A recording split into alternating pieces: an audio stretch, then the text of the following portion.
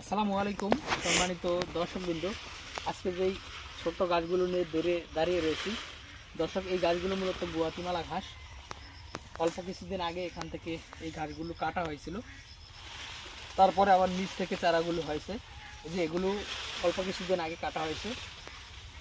অনেকে বলে থাকেন যে গুয়াতিমালা ঘাস একবার কাটার পরে হয় না, তাদের জন্য আজকে কিছু কথা বলবো। দর্শক, এই গাছগুলো মূলত শুধু এই ঘাস নয়, যত ঘাস বাংলাদেশে রয়েছে, আপনারা যদি বিশেষ করে আষাঢ়, শ্রাবণ, ভাদ্র মাস, এই 3 মাসে যেহেতু বৃষ্টি বেশি হয়, এই 3 মাসে যখন এই ঘাসগুলো কাটা হবে তখন ঘাস গোড়াগুলো কচি থাকে, গোড়াগুলো কিন্তু বা মোথাগুলো কিন্তু পচে যায়।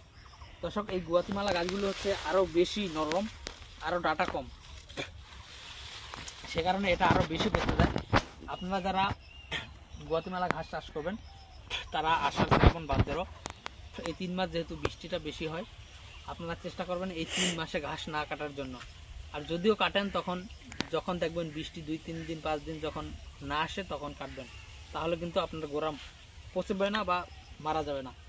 আর এই যে দেখেন, এই সব আমাদের এই জমির যা ঘাস রয়েছে সব ঘাসই কিন্তু একবার কাটার পরে এগুলো হয়েছে। আপনাদেরকে আমি ভিতরে এনে দেখাই, আসেন দেখেন। এগুলো কিছুদিন ওই ঘাসের কিছুদিন আগে কাটা হয়েছে, দেখেন এটা একটু বড়। তারপর এটা কিন্তু আরও এটার থেকে আগে কাটা হয়েছে, এটা কিন্তু আরেকটু বড়। পর এটা কিন্তু ওই গাছের আরও আগে কাটা হয়েছে, এটা কিন্তু আরও বড়।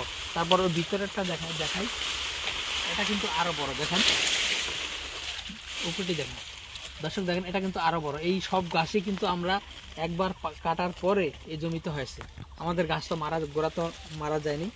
আমি আবার বলছি, আষাঢ়, শ্রাবণ এবং ভাদ্র এই 3 মাসে যদি আপনারা এই ঘাসগুলো না কাটেন, এবং যদিও কাটেন তাহলে এই গাছগুলো বৃষ্টি যখন হয় না তখন যদি কাটেন তাহলে কিন্তু আপনার গোড়া পচবে না বা গোড়া মারা যাবে না।